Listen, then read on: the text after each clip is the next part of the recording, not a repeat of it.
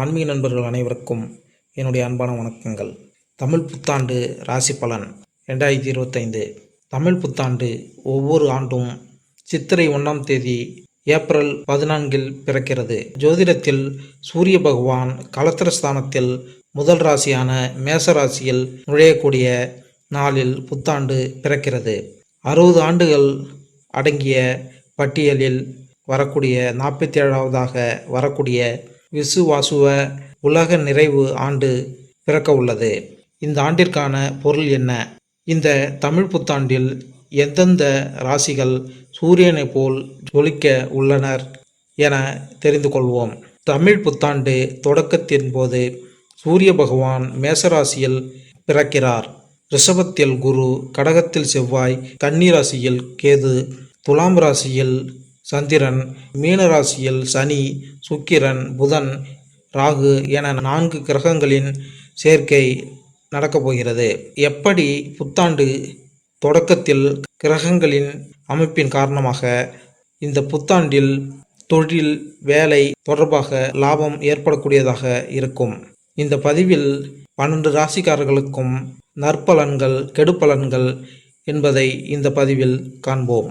மீனம் ராசி.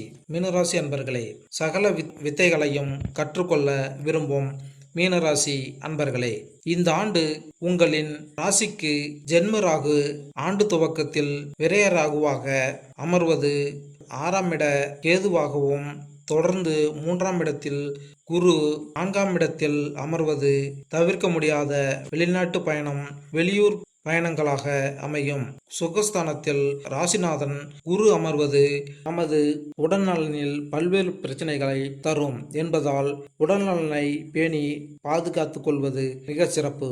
குரு பார்க்கும் இடம் சிறப்பு என்பது தொழில்ஸ்தானத்தை பார்ப்பதும், மறைவு ஸ்தானமான அஷ்டமஸ்தானம் விரயஸ்தானத்தை பார்ப்பதால் விரயம் உண்டாகாமல் காப்பாற்றுவார். இந்த ஆண்டு ஜென்ம ராகு சனி விரய 26/4/2025 முதல் ஸ்தானத்தில் அமர்ந்து உங்களின் பூர்வ வீடுகள் அல்லது சொத்துக்களை விற்பனை செய்து வேறு இடம் மாறுவதற்கு வாய்ப்புகள் அமையும்.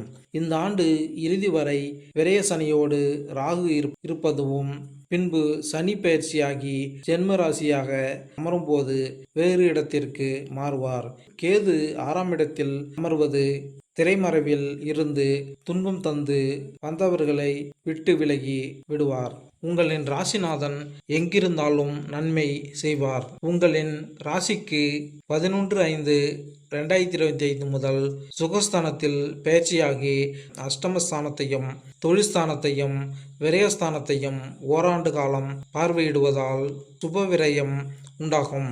புதிய வீடு, மனை, இடங்கள் வாங்கும் யோகம் உண்டாகும்.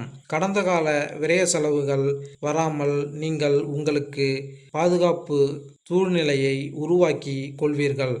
எதையும் முன்கூட்டியே யோசித்து செய்து நன்மை அடைவீர்கள். தேவையில்லாதவர்களை பற்றி புரிந்து கொண்டு அவரை விட்டு ஒதுங்கி கொள்வீர்கள். அதிர்ஷ்டக்கிழமை ஞாயிறு, வியாழன் மற்றும் வெள்ளி. அதிர்ஷ்ட நிறங்கள் மஞ்சள், வெண்மை மற்றும் சிவப்பு. அதிர்ஷ்ட எண்கள் 3, 4, 6 மற்றும் 9. பரிகாரம்: செவ்வாய்க்கிழமைகளில் சுப்பிரமணியருக்கு நெய் தீபமிட்டு சிவப்பு நிற பூமாலை சாற்றி வேண்டிக் கொள்ளவும். சனிக்கிழமை ராகு காலத்தில் பைரவருக்கு 3 நல்லெண்ணெய் தீபம் ஏற்றி வேண்டிக் கொண்டால் சகல நன்மைகளும் உண்டாகும். மேலும் இந்த வீடியோ உங்களுக்கு பிடித்திருந்தால் லைக் பண்ணுங்க, கமெண்ட் பண்ணுங்க, மறக்காம சப்ஸ்கிரைப் பண்ணுங்க. நன்றி, வணக்கம்.